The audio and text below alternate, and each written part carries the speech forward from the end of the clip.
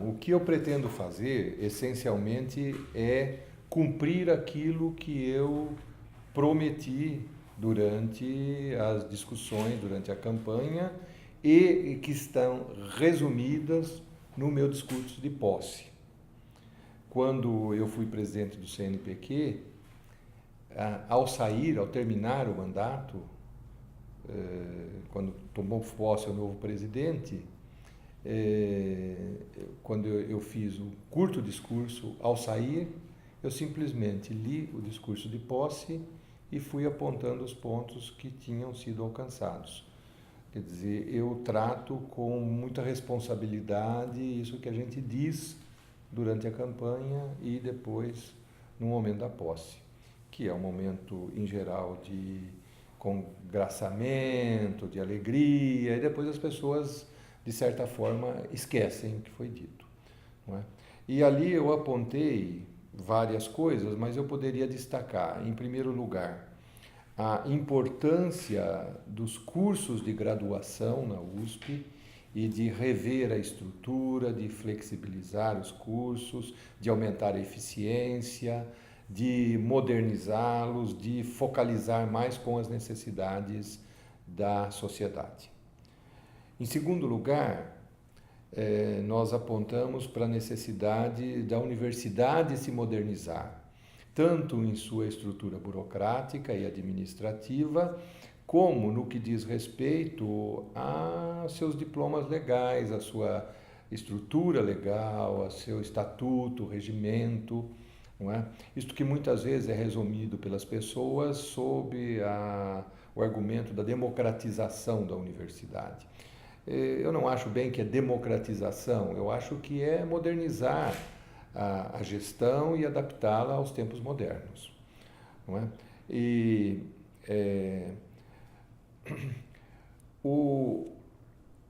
estes dois pontos, não é? Tem um terceiro que é essencial para que eles se realizem.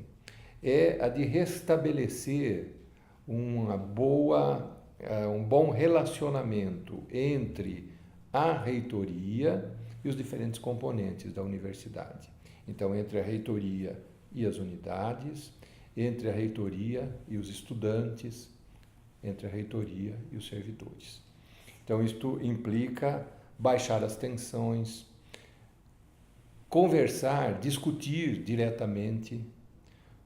Então, nessas três áreas, nós estamos tomando medidas para termos efeito.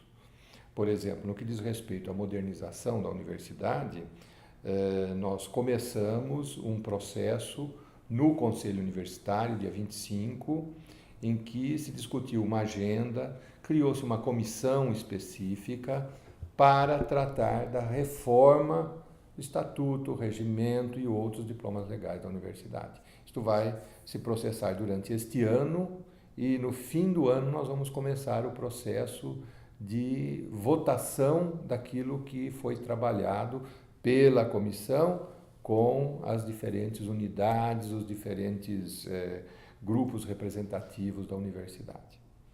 Tá? Então, este é o aspecto. Mas, além disso, há medidas que nós já tomamos. Por exemplo, uma medida simples, nós eliminamos a lista tríplice para a escolha de diretores. Agora se faz uma eleição e escolhe-se o diretor ou diretora da unidade, ponto. Então não há mais aquela lista em que o reitor escolhe um deles. Tá? Era algo que a universidade estava madura, todo mundo concordava com isso, então a modificação já foi feita. Tá certo? Nós fizemos também uma outra modificação importante relacionada à gestão do orçamento. Vocês ouviram aí que há muita atenção, muito interesse com relação ao orçamento da universidade. Nós tivemos problemas com relação ao orçamento. E um dos problemas é que a própria universidade não estava completamente informada de tudo o que estava acontecendo com os recursos financeiros da própria universidade. Então, o que nós modificamos? Nós esclarecemos, mostramos para todos, fizemos gráficos, tabelas, distribuímos para os diretores, para os membros do conselho universitário, para toda a universidade, esclarecendo qual é exatamente a nossa situação financeira, quais são os comprometimentos financeiros que nós temos e como que isto tem que ser administrado da agora para frente. Tá certo? Então, isto com relação a este tópico de modernizar a gestão da universidade. Com relação ao ensino de graduação, em todos os locais onde eu tenho ido, em cada uma das congregações que eu tenho visitado, nós temos tratado do assunto. Eu tenho me reunido com estudantes, com grupos de estudantes, com grupos de dirigentes de centros acadêmicos, diretórios acadêmicos, para ouvir os estudantes, o que eles consideram importante na universidade, o que eles querem mudar. Os estudantes querem participar mais ativamente, querem que sua representação aumente. Tá certo? Agora, para que eles querem que aumente? Quer dizer, qual é o assunto que eles vão querer discutir quando a sua representação aumentar? Certo? Eu quero ouvir que os estudantes falem não apenas daquilo que é a agenda política dos dirigentes dos movimentos universitários. Precisamos obedecer à LDB, a Lei de Diretrizes de Base, e termos pelo menos 15% de representantes de estudantes nos conselhos, colegiados, etc. Muito bem, eu acho que isto vai ser discutido agora na reforma política, na reforma da estrutura da universidade, e pode ser que se alcance. Ok. Agora, e qual é a contribuição que os estudantes querem trazer nesta discussão, nos diferentes níveis, nos conselhos de departamento, nas congregações e também no conselho universitário? Como que eles veem as mudanças que precisam ser feitas na estrutura de curso, tá certo? E eu tenho tido algo que para mim não é surpresa, porque eu sei que os alunos sabem, muitas vezes até melhor do que os docentes, o que precisa ser feito.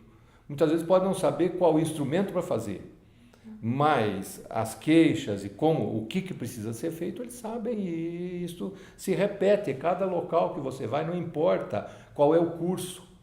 Você vai no curso de medicina em Ribeirão Preto, ou você vai no curso da Exalc, ou você vai no curso de engenharia, as demandas dos estudantes no que diz respeito a organização dos seus cursos são muito parecidas, são muito semelhantes. E para você, qual é a principal cultura de comportamento com relação à gestão anterior? Qual a principal? Qual vai ser a principal cultura de comportamento? Eu não vou fazer nenhuma referência à gestão anterior. O que eu posso afirmar é qual é o comportamento que eu vou adotar ou estou adotando. Caberá a vocês, aos jornalistas, aos estudantes, à população geral, os membros da universidade, detectarem se há ruptura de comportamento ou não.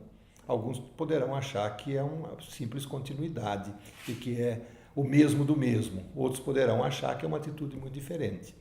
Então, não cabe a mim fazer essa análise. Mas eu estou procurando ser fiel a estas coisas que eu estou te dizendo agora.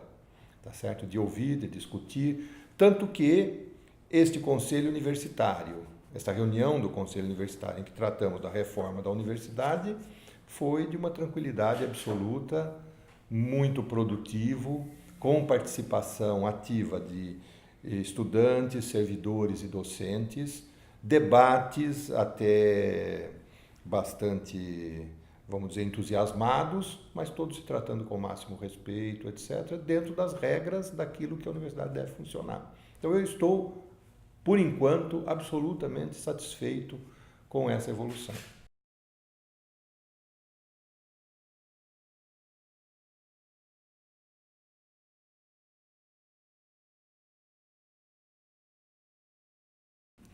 Olha, o processo de eleição de dirigentes, ele é um componente importante da modernização da gestão da universidade, mas ele, de forma alguma, é central. Eu diria que houve uma supervalorização da importância do processo de eleição de reitor, de diretor, dentro dessa discussão toda da questão da universidade. Talvez insatisfação com decisões tomadas tenham levado as pessoas a achar que uma mudança no modelo de escolha do reitor pudesse modificar a posição do reitor. Eu diria que muito mais importante para o futuro da universidade é nós examinarmos os outros aspectos que garantem que, uma vez eleito, o reitor se comporte de uma maneira que atenda aos interesses da universidade. Não adianta nada você ter um processo com eleição direta, paritária, e que todos participam, etc. E no dia seguinte que o reitor tomou posse, ele se sente absolutamente livre para fazer o que quer, sem dar satisfação para ninguém. Não é? Então, o processo de eleição de dirigentes não tem a importância que até agora foi dado a ele. Esse é o primeiro ponto. Mas ele tem importância. Tem importância e também ele é simbólico. O segundo aspecto importante é o seguinte, é que a universidade fez uma enorme, imensa mudança no processo de eleição. A reunião do dia 1º de outubro de 2013 mudou radicalmente o processo de eleição de reitor. Porque, às vezes, as pessoas, de uma maneira muito simplista, colocam o processo de eleição como sendo direto e indireto, como se um fosse a coisa melhor do mundo e a outra fosse a pior coisa do mundo. Nós temos que entender que democracia, em seus aspectos, funciona no mundo todo com equilíbrio, muitas vezes, entre processos eleitorais diretos e indiretos. E tanto um como o outro são válidos em diferentes níveis. Não é? O que é ruim é quando o processo eleitoral limita de uma maneira exagerada a escolha ou favorece a influência de um grupo específico exageradamente, criando aquilo que, na linguagem popular, a gente chama de curral eleitoral. Então, veja, nós mudamos, por isso que eu digo, radicalmente o processo de eleição na USP. Não quero dizer que o que temos é ideal, não estou defendendo o que temos, mas quero dizer que não é mais o mesmo processo que tínhamos antigamente. Antigamente, nós tínhamos um processo que era em 2 rodadas, o pessoal dizia que era 2 turnos, e que neste segundo turno, o que acontecia?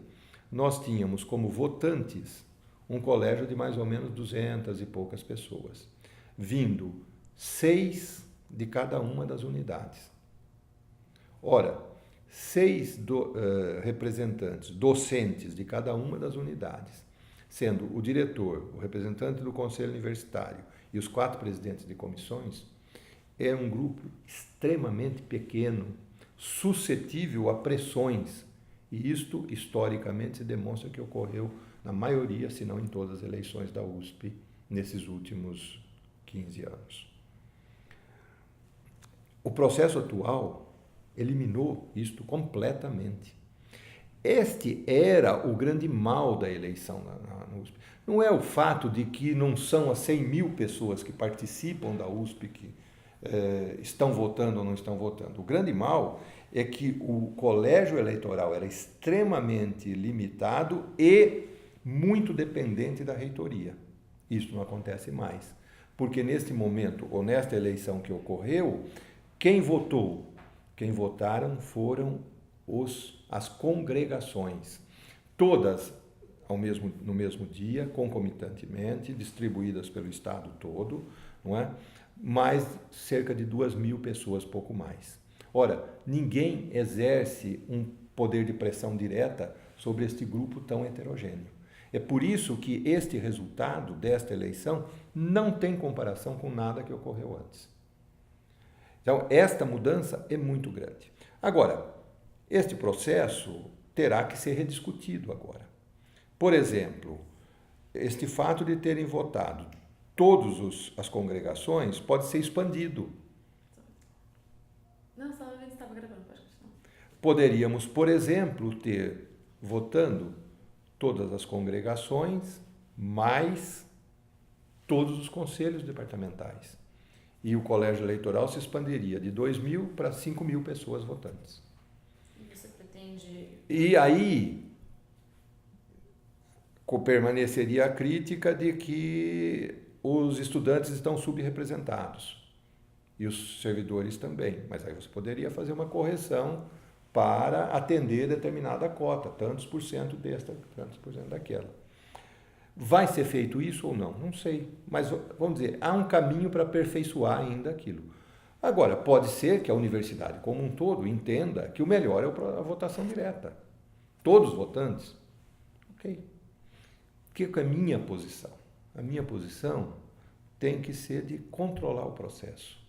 Ou seja, quando eu fui eleito reitor, eu tive que abrir mão da minha opinião a respeito de qual é o melhor processo eleitoral. Abrir mão para exercer a função de coordenador do processo e deixar que a universidade escolha a melhor maneira. Quer dizer, eu tenho que manter o equilíbrio, tenho que permitir que todas as opiniões sejam ouvidas, tá certo? Se manifestem livremente, tenho que, de alguma maneira, e não vai ser fácil, vamos dizer, arranjar um processo de votação para que estas decisões sejam tomadas e que essas decisões sejam validadas por todos entendem que participaram das decisões. Ok? Então, esse é meu papel. E nesse papel eu não posso, de saída, começar a defender uma forma ou outra, porque eu sei que as opiniões são muito divergentes na universidade.